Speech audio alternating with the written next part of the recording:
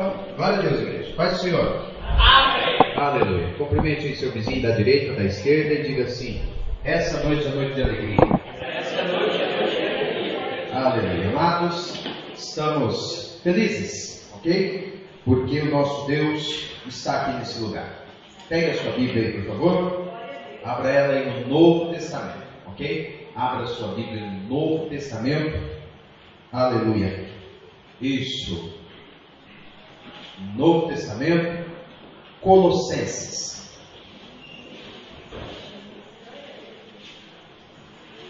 Colossenses.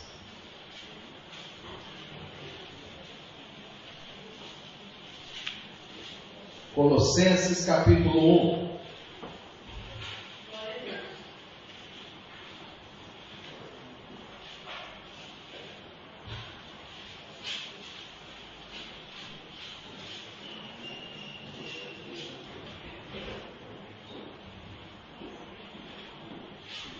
Aleluia. Quem achou Colossenses 1, diga amém. Amém. Quem não achou, diga espera um bocadinho, pastor. Colossenses 1, vamos ler o verso 13 e o verso de número 14. Colossenses 1, verso 13 e verso 14. Glória a Deus. Diz assim, vou começar no 12, ok? Colossenses 1, o 12, o 13 e o 14.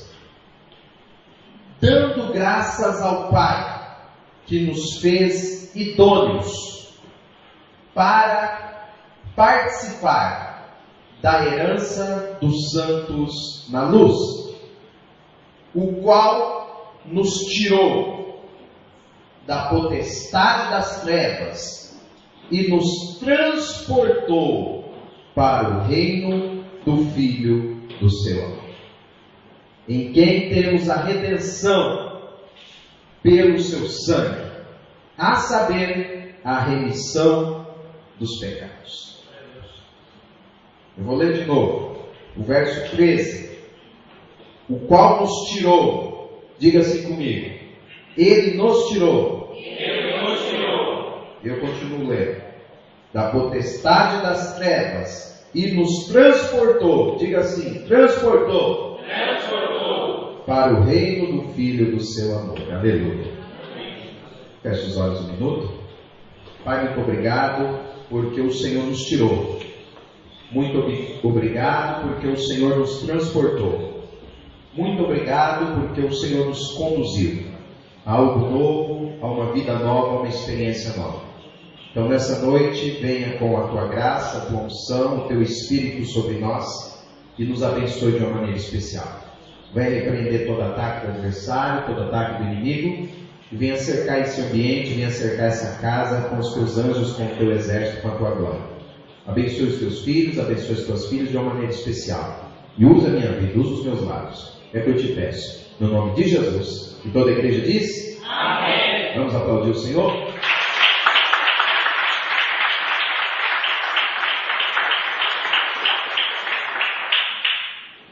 Povo de Deus. Esse verso 12, o verso 13 e esse verso 14 aqui que nós acabamos de ler, ele nos mostra a obra que Jesus fez por nós. É uma descrição. Paulo está a descrever tudo aquilo que Jesus fez pela nossa vida. A obra de Cristo está registrada aqui nesses 3 versos. O que Jesus fez por nós está registrado aqui nesses 3 textos de uma maneira muito especial. O verso 13 começa da seguinte maneira. Olha o verso 13. O qual nos tirou. Quem é esse qual? Paulo aqui está a falar de Jesus. E Paulo está a dizer assim, vamos mudar, vamos fazer a nossa tradução da Bíblia. Jesus nos tirou. Nos tirou da onde? De onde Jesus nos tirou? De onde Jesus, com suas mãos, nos tirou? Olha a continuação do texto. Nos tirou da potestade.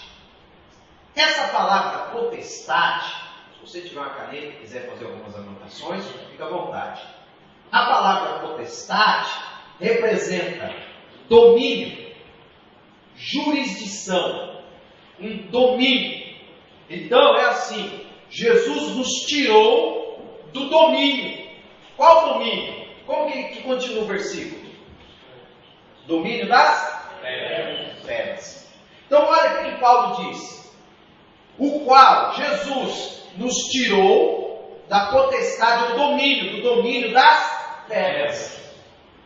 Quando ele usa a palavra tirou, essa palavra tirou significa resgatar do perigo, tirar alguém de um perigo muito grande, libertar alguém de uma situação perigosa. Já viste aqueles filmes? Por exemplo, quando eu era menorzinho, passava o filme do Rambo.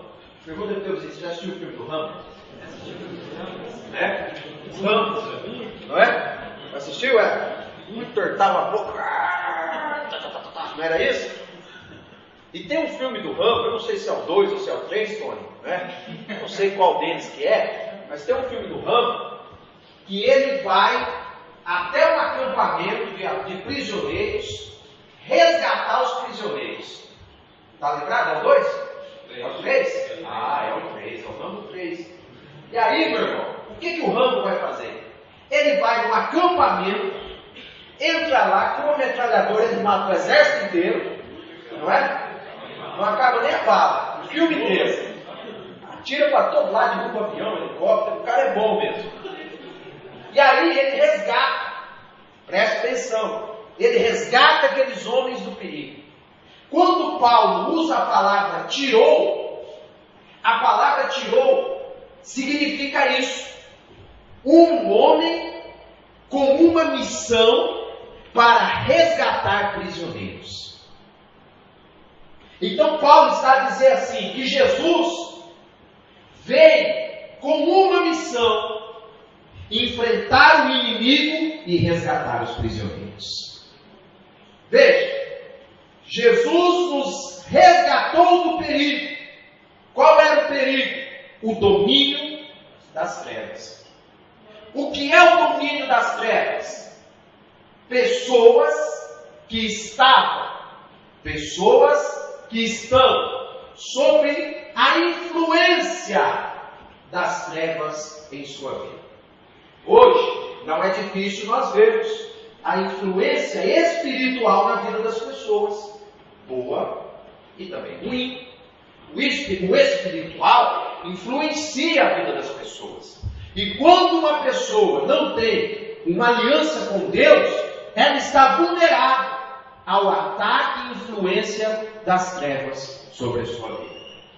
Mas Paulo diz que Jesus, ele veio com a missão de nos resgatar do perigo, tirar do domínio, da opressão das trevas, para que as trevas não venham mais influenciar as pessoas. E aí, o que Deus fez? O que Jesus fez? Olha a continuação do versículo. E nos transportou. O que significa a palavra transportou?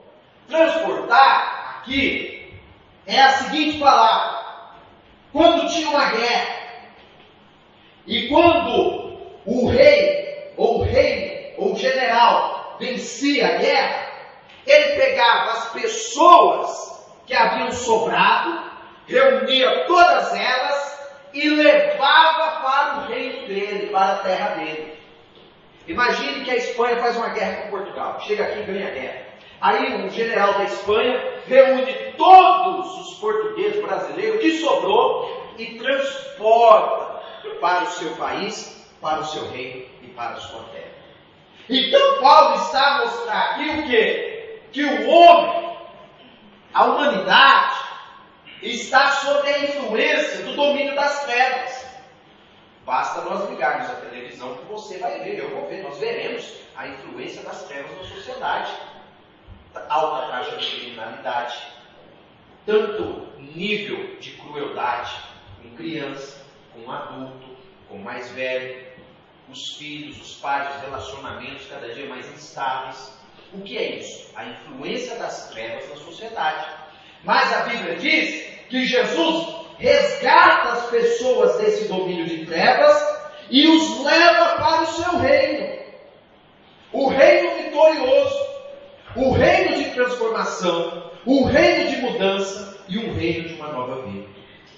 Então nessa noite, eu quero falar algo da parte de Deus para ti. Você não está mais sob o domínio das trevas, você está sob o domínio do reino de Jesus.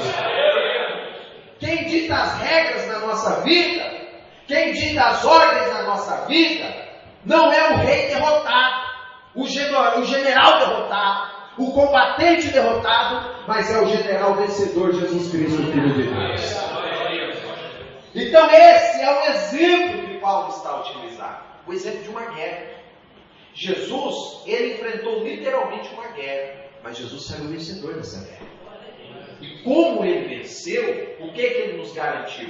A saída desse reino de tribulação, a saída desse reino de dificuldade, a saída desse reino de luta, a saída dessa vida de influência negativa, e nos levou para que lugar? Para o reino do Filho do seu amor. Reino do Filho do seu amor, você pode traduzir assim: o reino do seu Filho amado. Então Deus nos tira através de Cristo Jesus, da nossa condição atual, uma condição talvez de derrota, de fracasso, uma condição depressiva, uma condição de doença, escravo de problemas espirituais, e nos leva para o seu reino. Pastor, eu pensava que o reino de Deus era lá no céu. Eu pensava que o reino de Deus é somente lá no céu. Mas aqui o Senhor está a dizer que Jesus nos tira do domínio das trevas e nos leva para o reino dele. Mas eu não estou no céu ainda. Perguntei para o teu vizinho: você está no céu? Está no céu. Eu não estou no céu. Nós estamos na terra ainda. Eu pensava que o reino de Deus era no céu, pastor. Como que Deus nos transportou para o reino do seu Filho amado, para o reino de Jesus? Como? Vou te explicar.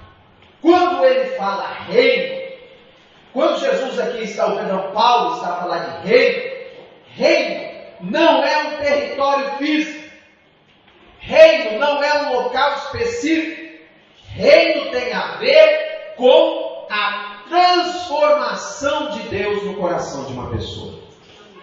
Quando Jesus entra na sua vida, quando Jesus entra na nossa vida, quando Jesus entra na nossa casa, o reino de Deus entra na nossa vida, o reino de Deus entra na nossa casa. O reino de Deus é todo lugar onde o Espírito Santo habita. O reino de Deus é todo o ambiente onde Jesus vem habitar. Pergunte para o teu vizinho: Jesus já mora na tua vida? Diga para ele: se sim, fala assim: se sim. Se sim, então o reino de Deus já está dentro de ti. Vamos aplaudir o Senhor?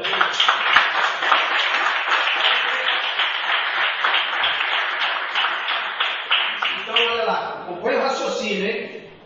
Jesus nos tira da influência das trevas e nos transporta, nos leva para o seu reino.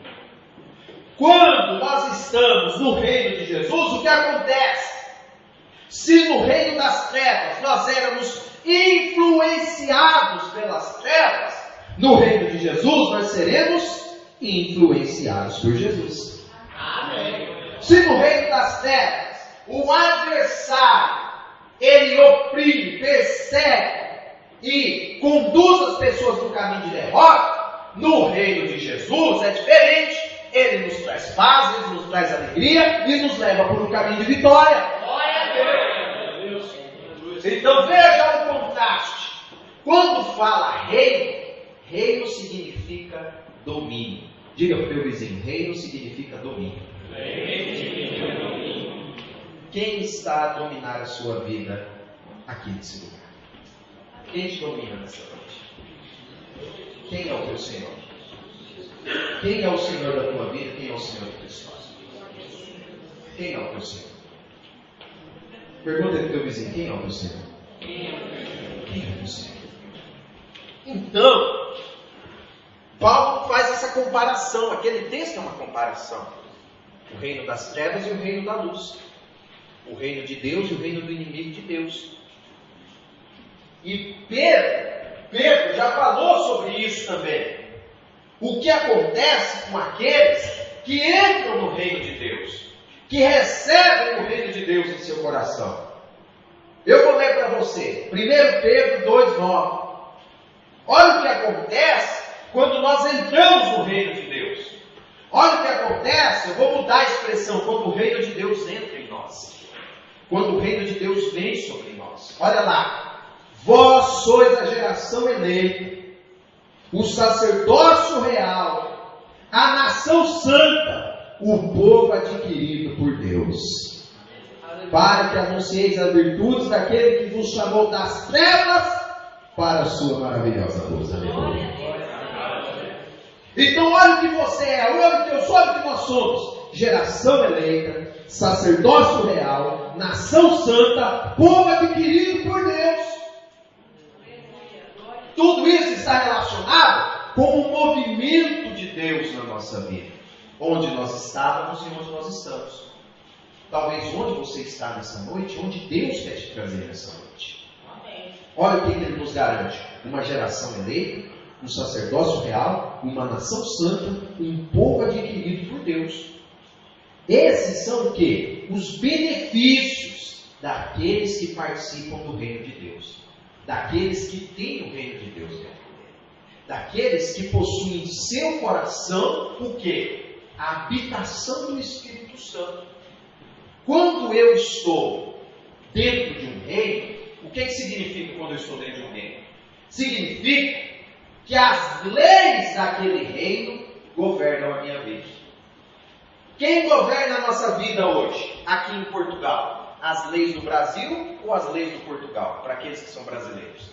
As leis de Portugal. Hoje nós moramos aqui, as leis de Portugal que governam a nossa vida. Se você fosse talvez um americano e estivesse aqui, as leis que valeriam para a sua vida, lógico, no contexto local, seriam as leis de Portugal. Seriam as leis daqui desse país. Depois que você paga aqui em Portugal, você vai pagar lá no seu país de origem. Mas o que eu quero dizer é o quê? Que quando eu estou no reino, eu estou sujeito às leis daquele reino. Eu estou sujeito às bênçãos daquele reino. Então, quando eu estou no reino de Deus, o que acontece comigo? Quando eu vivo esse movimento, saindo do reino das trevas e entrando no reino de Deus, o que acontece comigo? Eu passo a desfrutar dos benefícios, das bênçãos do reino de Deus sobre a minha vida. Glória a Deus. Pastor, e tem benefício? Tem benefício participar do reino de Deus? Vamos ver o que a Bíblia diz. Abre Mateus 6. Quais são os benefícios de quem participa do reino de Deus?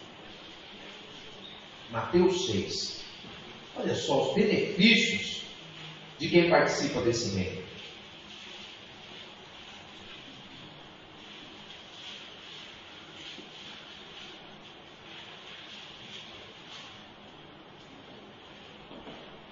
Olha os benefícios de quem participa desse reino. Então, quem participa do reino de Deus, quem já saiu, já foi transportado, quem já foi movimentado, aqueles que Deus já movimentou, já levou, já resgatou, já saiu da prisão, como o Rambo foi soltar aqueles prisioneiros, percebe? Quem saiu dessa velha vida para alcançar uma nova vida em Cristo Jesus. Olha o que acontece com essas pessoas. Por isso vos digo, verso 25, Mateus 6, 25.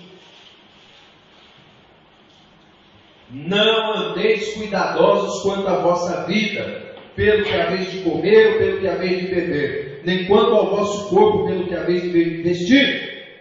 Não é a vida mais do que o mantimento e o corpo mais do que o vestido? Olhai para as aves do céu, que não semeiam, não cegam, não ajuntam em celeiros, e o vosso Pai Celestial as alimenta. Não tendes vós muito mais valor do que elas? Vou ler de novo, irmão. Isso aqui, isso mereceu um glória do Senhor que merece, hein? Olha lá. Olhai para as aves do céu, que nem semeiam, não cegam, nem ajuntam em celeiros, e o vosso Pai Celestial as alimenta. Não tendes vós muito mais valor do que elas? Glória a Deus. Então, quando eu estou no reino de Deus, o que eu descubro? A minha vida tem valor. Minha vida não é insignificante. Sua vida não é apenas, você não é mais um no meio da multidão. Nós não somos mais um apenas no meio da multidão. Muito pelo contrário, há um valor da parte de Deus sobre a nossa vida. Você tem um valor. Você tem um valor. Talvez a tua família ainda não reconheceu. Talvez os seus amigos ainda não reconheceram. Talvez nem você reconhece o valor da sua vida. Pensa que é insignificante. Pensa que é desprezível. Ninguém vai sentir minha falta.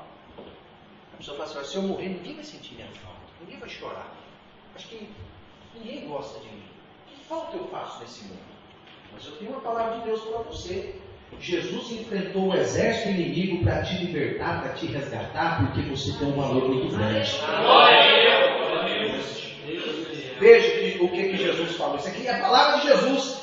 Você tem mais valor que todos os pássaros desse mundo. Que é a comparação que Jesus faz. Jesus está dizendo assim: Deus não cuida dos passarinhos, meu irmão? Você já viu as pombinhas aí das praças de Lisboa reclamar? Estamos em greve. Por quê? Porque não tinha milho, não tinha pão, não tinha nada. Já viu? Você já viu os pardal falando: vamos ficar uma semana sem fazer aquela bagunça aqui? Que não canta, né? Que não é uma bagunça que eles fazem, né? Você já viu algum pássaro, daqueles que tem aquele canto bonito? Nós estamos um mês aí sem cantar. Mas por quê? Não, está faltando comida, está faltando água. Não. Então, Jesus está fazendo esse paralelo, essa comparação, e dizer assim: olha, gente, Deus não cuida da natureza, Deus não sustenta a natureza, Deus não cuida dos animais, como sim. Se Deus cuida de animal, não vai cuidar de você, que está no reino dele, servindo a Ele, adorando a Ele, glorificando a Ele, meu irmão.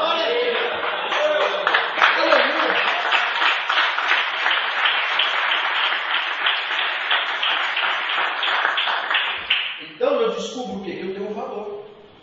Quem participa desse reino descobre que tem um valor. Diga para o teu vizinho: você é muito precioso. Sua vida é muito importante. Olha aí, 27. Isso aqui é o que? São os benefícios, as bênçãos de quem já está incluído no reino de Deus. Olha lá. E qual de vós poderá, com todos os seus cuidados, acrescentar um pouco da sua estatura?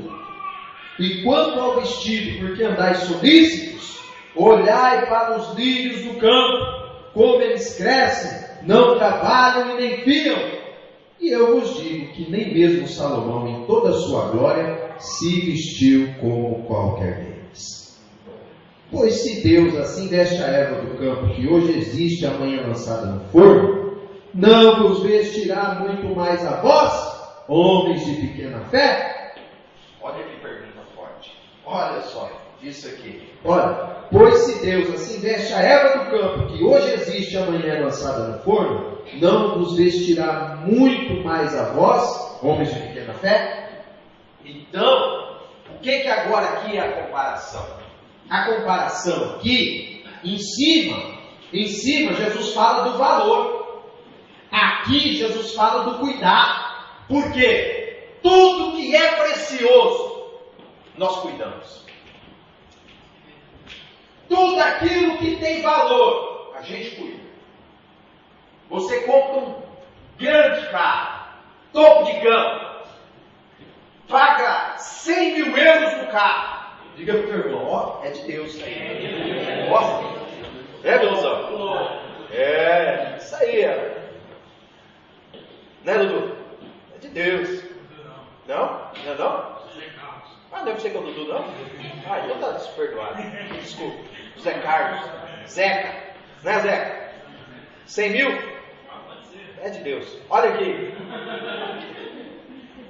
Você tem um carro de 100 mil. Você vai largar ele em qualquer canto? Você vai deixar ele em qualquer lugar? Não é? Tem uns que se bobear vai dormir até dentro do carro. Cuidado do carro. Ele estaciona o carro e ele fala assim: ô, eu vou lá dar uma olhadinha para comprar meu carro. Você lembra aquele Fusca, você ia nos casamentos, você saía no meio do casamento para ver se o carro estava bem estacionadinho na porta. Você lembra disso?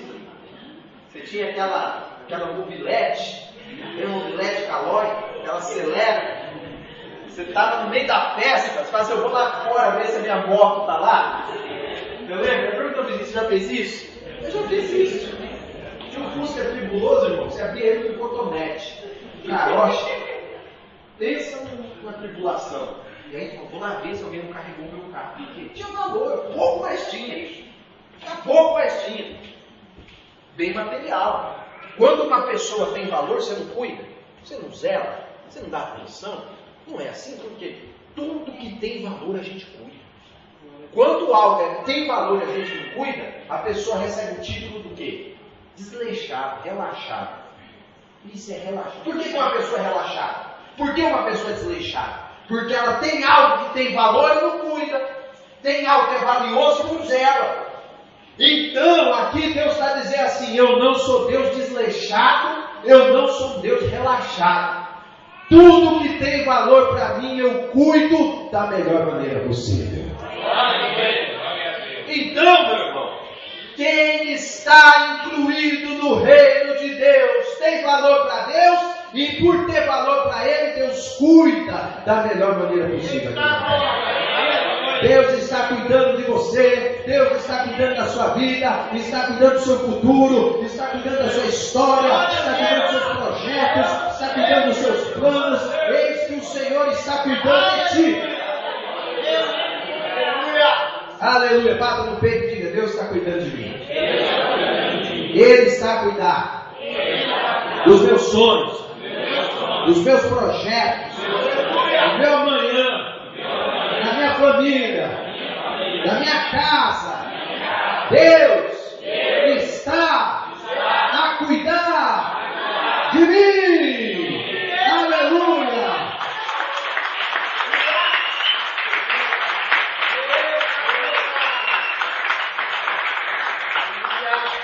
Veja, olha lá. Tudo que tem valor merece ser cuidado. E aqui Deus está a mostrar. Primeiro, Deus usa o exemplo do passarinho. Agora Deus usa o exemplo do quê? Das plantas. Então, veja, eu estive no local que Jesus fez esse discurso. É um lugar muito bonito. Uma espécie de uma montanha, às margens do Mar da Galileia, com muitas plantas, muitas flores. Realmente como uma espécie de um parque, como se fosse um camping, um espaço maravilhoso. Então eu imagino que Jesus fala para as pessoas assim, olha, veja o lírio dos campos. E as pessoas olham para o lado e vê aquelas plantas, aquelas flores, aquela relva verdinha, tudo lindo, maravilhoso. E fala assim, ó, Deus não dá o melhor para essas plantas, o povo sim dá o melhor. E olha que amanhã tudo isso pode ir para o forno, pode ser queimado, tudo isso aqui. E Deus mesmo assim não dá o melhor, o povo sim. Aí Jesus vira para o povo. E com vocês? Será que Deus também não pode fazer a mesma coisa com a vossa vida? Por que vocês estão ansiosos, preocupados? Então, Jesus agora ele trabalha com comparação, mostrando que quando eu entro no reino dele, quando eu sou transportado para o reino dele, o que acontece comigo? Eu descubro o meu valor e eu passo a desfrutar do cuidado de Deus. Aleluia. Agora, tente você pensar como deve ser o cuidado de Deus. Como deve ser o cuidado de Deus? Será que o cuidado de Deus é igual ao nosso cuidado? Estamos aqui, imaginemos que é o nosso carro que está lá fora, aquele primeiro exemplo, e de vez em quando nós vamos lá fora ver o carro. E volto. Quando eu volto, o carro está sozinho. Ah, eu vou lá ver. Aí eu vou lá e olho. E volto. O carro ficou sozinho. Então, o cuidado de Deus não é assim. Ah, eu vou olhar ele, eu vou cuidar dele agora, porque agora ele está lá dentro da igreja. Agora ele foi na igreja, então agora, dentro da igreja eu vejo ele. Olha lá, ele foi na igreja, ela foi na igreja, vamos cuidar, vamos olhar. Olha, eu estou cuidando, ele está dentro da igreja, ela foi na igreja. Olha, ele está agora indo a caminho do templo, eu vou olhar para ele, eu vou cuidar dele. Não! O cuidado de Deus é um cuidado constante.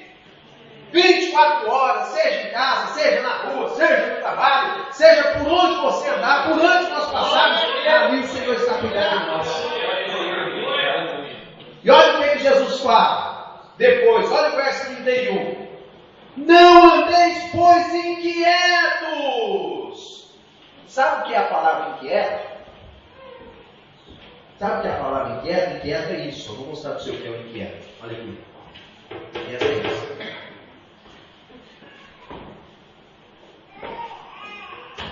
Inquieto é isso. Inquieto é isso. É uma pessoa que não para. Uma pessoa que não sabe se senta, não sabe se dorme, não sabe se come, não sabe se bebe água. Eu vou beber água. Não vou beber água. Eu vou comer alguma coisa. Abre o frigorífico. Não vou comer nada. Eu vou assistir televisão. Tem que TV? Não vai assistir televisão. Eu vou falar com alguém. Pera aí. Não quero falar com ninguém. Eu vou orar. Eu dobro o joelho. Não, eu vou dormir. Aí, quando eu estou sem sono. Então eu vou para a rua. Ser inquieto. E Jesus está dizendo o quê? Não fique inquieto. Em que sentido? Não fique distraído. Não fique preocupado. Não fique perturbado. Por que nós não podemos ficar assim? Porque Ele tem o melhor preparado para aqueles que participam do seu reino. Talvez você está inquieto. Teu corpo está parado, mas a cabeça está inquieta. Quantos problemas você já pensou no decorrer desse culto hoje? Quantos problemas? No meio da mensagem, tem 30 minutos que eu comecei a pregar. Em 30 minutos, em quantas coisas você já pensou, fora a palavra de Deus, de problema aí na tua cabeça? É isso que Jesus está falando. Às vezes você está com o corpo parado, estático, mas a cabeça está assim. E amanhã eu tenho que ir, depois eu tenho que descer, depois eu tenho que subir, eu tenho que assinar, tenho que comprar, tenho que pagar, vai faltar lista, vai faltar tanto. E isso eu não posso esquecer. No meio, na hora que Deus vai falar contigo, eu não posso esquecer, amanhã. É verdade, Deus está falando, eu vou te abençoar, você está dizendo, eu não posso esquecer, eu tenho que ligar lá para o seu João, para a dona Maria. Inquieta, a cabeça está inquieta. A mente está divagando, passeando no meio de inúmeros pensamentos. E Jesus está dizendo assim, por que vocês estão inquietos? Não andeis, pois, inquietos, que comeremos, que beberemos, ou que, com que nos vestiremos? Porque todas essas coisas os gentios procuram. De certo, vosso Pai Celestial bem sabe que necessitai de todas essas coisas. Então, por que eu não preciso me inquietar? Por quê? Porque meu Deus, meu Pai, o seu Deus, o seu Pai, o nosso Deus, o nosso Pai, conhece todas as nossas necessidades. Com muito carinho. Pergunte para o seu vizinho dessa maneira, com a mão no ombro. Qual a tua necessidade? Perguntou? Vira para a direita, para a esquerda, para a direita. Qual a tua necessidade?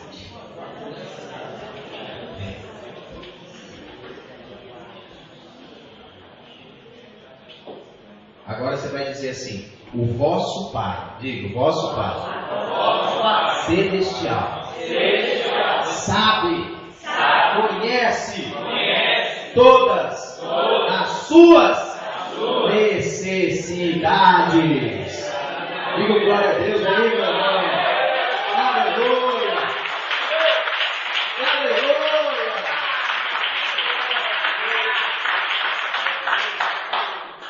Então Jesus está agora dizendo assim, quem está no reino dele, quem foi transportado para o reino dele, não precisa ficar inquieto. Ele não precisa ficar com a cabeça perdida em vários pensamentos. Ele não precisa ficar com o pensamento perdido em várias preocupações. Ele não precisa perder noite de sono.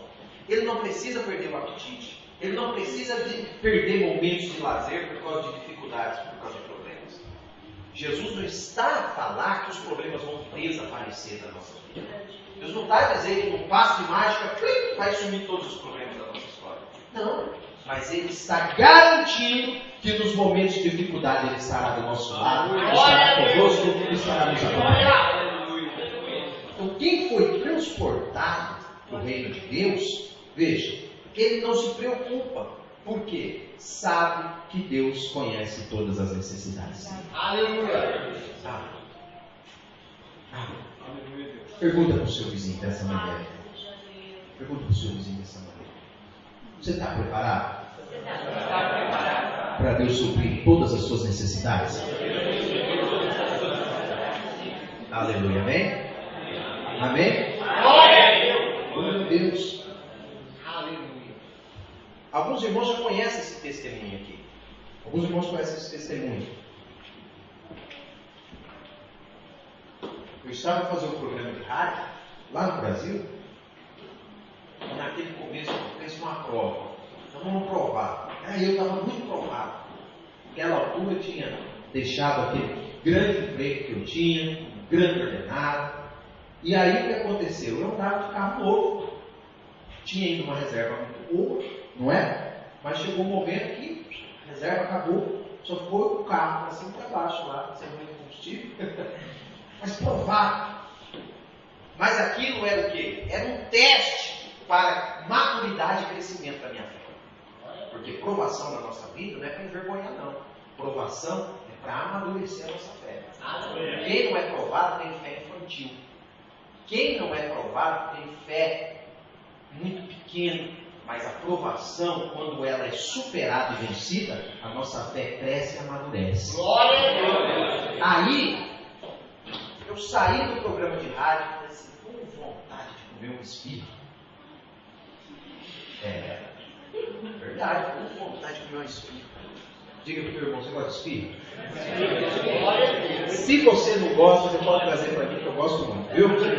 Principalmente as de frango. Uma delícia. Né? Aí, fui olhar o porquinho, só tinha moeda para pagar a portagem. Aí eu falei, deixa lá. E montei no carro para casa, não reclamei, não achei ruim. Preparei a mensagem da noite, tomei um banho, voltei para o culto à noite. Acabou de pregar a reunião, acabou a reunião, veio uma senhora no meio da multidão, irmã Regina, uma irmã abençoada. Uma senhora já com os seus cabelos embranquecidos, já era uma avó, e ela vem, né, como se fosse agora, aquele coquezinho no corredor da igreja, e ela com a mão dentro da bolsa. E ela vem, e eu aqui a orar por uma pessoa desse lado, e ela para aqui. Quando eu virei, pai do senhor, irmã Regina, ela, pai do senhor, pastor Rocha. Eu falei, a senhora quer oração? Ela falou, não. Eu falei, só quer me dar um abraço. Aí ela falou, não. O que a senhora quer? Eu vim aqui porque Deus mandou eu abençoar a sua vida. Glória a Deus, né, irmão? Diga para o teu irmão, Deus ainda usa a pessoa para abençoar a gente. Glória a Deus. Aí, meu irmão, sabe o que aconteceu? Aquela senhorinha enfia a mão dentro da bolsa e puxa um saco plástico todo suado. Aquele pacote cheio de esfirra quentinha. Pastor Rocha, à tarde eu estava a orar, a falar com Deus, e Deus falou assim, faça uma forma de esfirra e leva para o meu filho hoje à noite na igreja.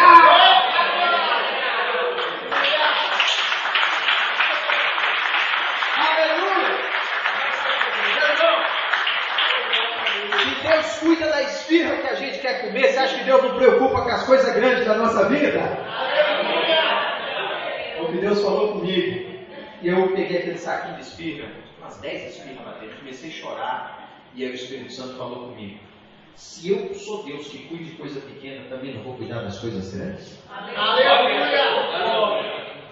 Isso é para voltar. Aí Deus falou comigo, você nunca duvidar. Não importa o tamanho do desafio que você tiver que enfrentar, eu sou Deus poderoso para suprir todas as suas necessidades. Hoje eu estava a relembrar isso com o diácono Davi e com o diácono Roberto, o Bilu e com o Robertinho, né? Mas todo mundo conhece. Estava lá em comentar isso com eles. Vai fazer aproximadamente um ano, foi no mês de setembro do ano passado, que nós estávamos a fazer as obras nesse espaço. Há um ano atrás. E sabe o que aconteceu? Muitas vezes nós chegávamos aqui no momento e provava, tinha acabado os recursos e tinha coisa para fazer. E dali a pouco tocava o telefone. Pastor, estou passando aí na igreja para levar uma oferta. chegava a oferta, era o valor que nós precisávamos para cumprir com o orçamento do dia. Cuida! Um dia, acabamos a obra aqui 2h30 da manhã e já estava praticamente tudo encaminhado. Precisava fazer o altar da igreja, precisava mexer com essa parte aqui do púlpito. E eu peguei os rapazes, eles mediram, calcularam, riscaram. Pastor, só precisa comprar tanto metro disso, de vinil, tantos quilos, não sei, da cola, dos litros da cola. O senhor precisa comprar a cantoneira. E me deu um orçamento, uma folha desse tamanho. Eu passei no multibanco ali do outro lado, fui ver, cheio de zero. O problema é que não tinha nada na frente do zero, né, irmão? Era só depois do zero, né? Eu fui, Jesus, faz a merda. Eu fui para casa. E aquele dia eu cheguei em casa, tomei um banho, umas 3h30 da manhã. Aquele dia eu não quis nem jantar, eu estava triste. Eu falei assim, o senhor vai levar a gente para dar um passo desse tamanho, saindo lá do Ribeirão dos Anjos, aqui para a Alameda, e vamos começar a obra. E agora vai chegar o momento, tudo pronto, e o púlpito tudo mal acabado, mal feito. Isso não está certo. Não podemos começar dessa maneira. O senhor está dando tudo bom e do melhor, vai ficar um púlpito tão feio. Não é certo, não está certo isso. O senhor prepara. E deitei e dormi. Minha oração foi essa. O senhor prepara alguma coisa, deitei e dormi. E no outro dia, eu tinha que acordar cedo. Eu tinha assim, muita coisa para resolver. Mas eu tive aquela inquietação, aquela coisa. E eu peguei, acordei no horário e falei assim: Senhor, eu estou tão triste. O que eu vou falar para os rapazes lá na obra? Vou chegar lá e falar: irmão, mas nós não vamos trabalhar, vamos ficar parados, porque acabou o material, não tem dinheiro, vamos ficar tranquilo aqui, vamos ficar quieto. E eu fiquei ali, fiquei enrolando na cama, e o telemóvel. E eu falei: o senhor perdoa, não quero falar com ninguém não. Eu preciso orar agora, eu estou precisando da providência. E eu, Deus, envia a providência. E eu falei: Senhor, tem misericórdia. 1h da manhã, eu com um problema desse tamanho, um orçamento desse tamanho de dinheiro, e eu já sei que se é alguém ligando vai me contar problema agora, Senhor. Deixa eu contar o meu problema para o Senhor, depois eu escuto o problema dessa pessoa. E o telefone, eu não acredito. E eu falando com Deus, apresentando um orçamento para Deus enviar a provisão. Eu falei: tá bom, Senhor. Aí eu falei assim: tá bom, eu vou atender e vou ver, né? Vou escutar, oro por quem tiver que orar, e aí depois a gente vê o que Deus vai fazer. Atendi, quando atendi, um irmão na porta da minha casa: pastor, estou na porta da tua casa. E eu fui: Jesus. Aí eu já pensei: olha, eu pedi oração na porta da minha casa. E eu vou: mano, peraí. Falou: pastor, abri a porta de casa, aí entrou o casal. Pastor, meio, conversa. Ô, pastor, tem um CD aqui, uma música aqui pra gente ouvir. Só faltava essa agora. Muita coisa para fazer. Agora nós vamos CD para me ouvir música. Vamos ouvir o CD, né? Ouvir o CD. Aí, irmão, estamos lá. Aí Deus fala na vida do casal: olha, Deus mandou eu vir aqui, pastor, para nós trazermos uma oferta para terminar o tempo, a obra da casa do Senhor. Você sabe o que foi o valor que veio? Foi o valor para terminar todo esse altar, todo esse púlpito, todo esse santuário aqui, deixar tudo bonitinho dessa maneira. Sabe por quê? Porque Deus supre todas as nossas necessidades.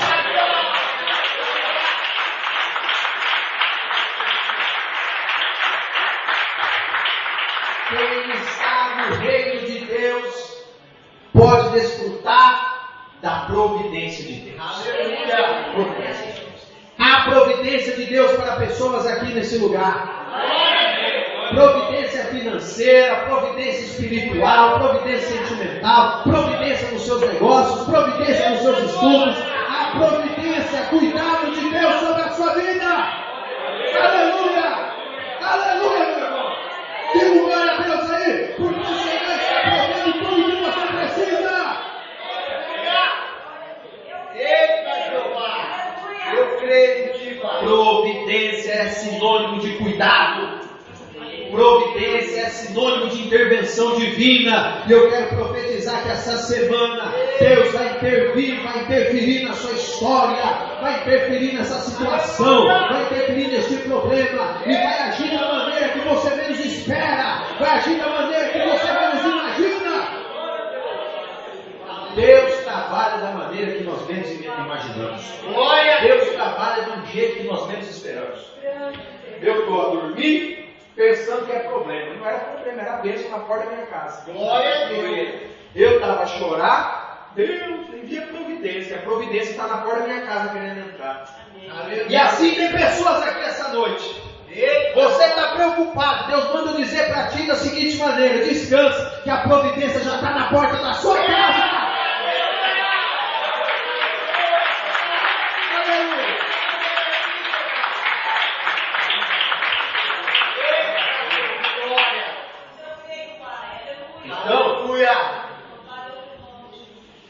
Vosso Pai Celestial bem sabe que necessitai de todas as coisas.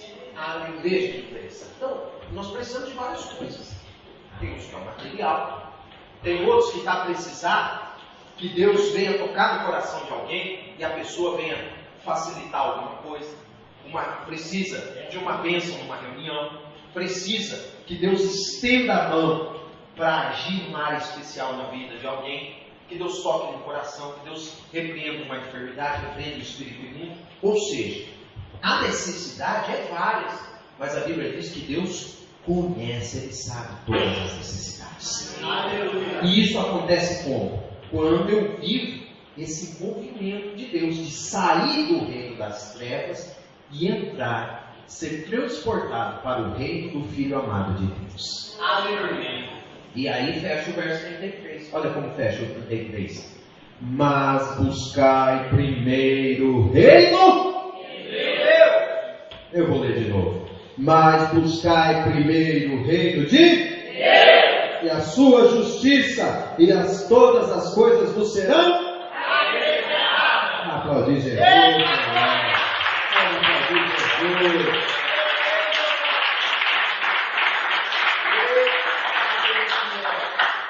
Então, quem está dentro do reino de Deus, Deus acrescenta todas as coisas na vida dele. Glória a Deus. Quem participa do reino de Deus, Deus acrescenta tudo na vida dele. Olha que interessante. Veja. E aí, você fala assim, pastor, então eu já entendi. Eu tenho que sair desse reino das trevas e entrar no reino do Filho amado de Deus? Sim. Como eu faço isso? Como que eu saio? Como eu saio? Então, esse sair não é nosso. Nós não temos poder de sair. Lembra do filme do Rambo que eu contei no começo? Os prisioneiros não podiam sair. Precisava de alguém chegar lá e quebrar tudo e libertar eles. Nós, por si só, nós não podemos sair. E aí, volto para Colossenses. Eu volto para o texto de Colossenses, capítulo 1, verso 12. Para mim finalizar aqui. Dando graças ao Pai que nos fez idôneos para participar da herança dos santos na luz. Então, o que Paulo está a dizer aqui? Como que eu entro no reino de Deus? Eu não tenho condição de entrar sozinho. Ninguém aqui tem condição de entrar sozinho. Mas o Pai me faz idôneo. A palavra idôneo significa capacidade, qualificação. A expressão é essa. Tem um cargo numa empresa, cargo top, liderança, mas para ocupar aquele cargo tem que ser uma lista de recomendações. E aí você chega, olha e fala assim, poxa, eu não tenho condição de ocupar. Tem que falar inglês fluente, tem que falar francês, tem que falar alemão, tem que ter um MBA, tem que ter experiência já de tantos anos de liderança, tem que entender de economia, tem que liderar a equipe, tem que fazer processo de seleção, tá lá, tudo que existe. Fala assim, eu não tenho condição, eu nunca vou conseguir entrar naquele lugar. Aí vem alguém e te qualifica, te capacita, te paga o curso, você faz o inglês, faz o francês, faz o alemão, você faz o MBA, você faz tudo. Aí você tem a qualificação, você tem a capacitação. Aí você chega e fala assim, agora eu posso ocupar o cargo, eu posso ocupar a posição. Glória a Deus. É isso que Paulo está falando. Paulo está dizendo assim, Deus nos qualificou, nos capacitou para nós participarmos do reino dele. Aleluia. Então eu olho para a minha vida e penso assim, eu não tenho condições por causa das minhas limitações. Você olha para a sua vida e pensa assim, eu não tenho condições porque o meu temperamento talvez não é dos melhores, talvez a minha criação não foi da melhor, a minha história, eu passei por tanta situação difícil. Olha, eu acho que para mim não tem jeito, eu nunca vou conseguir participar do reino de Deus e desfrutar do melhor de Deus. Aí, Deus, o nosso Deus, fala assim, não tem problema. Tudo que falta na tua vida, eu posso te qualificar e posso te capacitar. Glória a Deus. Aleluia. Porque a entrada no reino não é pelo nosso mérito, não é pelo nosso currículo. Eu posso passar o meu currículo aqui para os irmãos, e é um belo currículo, mas o meu currículo não me garante entrar no reino de Deus. O nosso historial de vida não nos garante, não nos dá autoridade para entrar no reino de Deus. Aí Deus olha e fala assim, ninguém tem condição de entrar nesse reino. Porque humanamente falando, ninguém tinha condição de entrar no reino de Deus. Ninguém. Só que, meu irmão, você imagina, Deus nos ama muito. Vou falar de novo, que merece um glória a Deus, viu, meu irmão? Deus nos ama muito. E aí Deus ama tanto, que Ele fala assim, poxa, eu tenho tantas bênçãos aqui para o meu povo, eu amo tanto esse povo, eles nunca vão conseguir chegar até mim, então eu vou até eles e eu vou levantá-los, qualificá-los, capacitá-los. Aleluia! Então hoje, Deus está oferecendo o que para pessoas aqui? Qualificação e capacitação para poder entrar e participar do reino.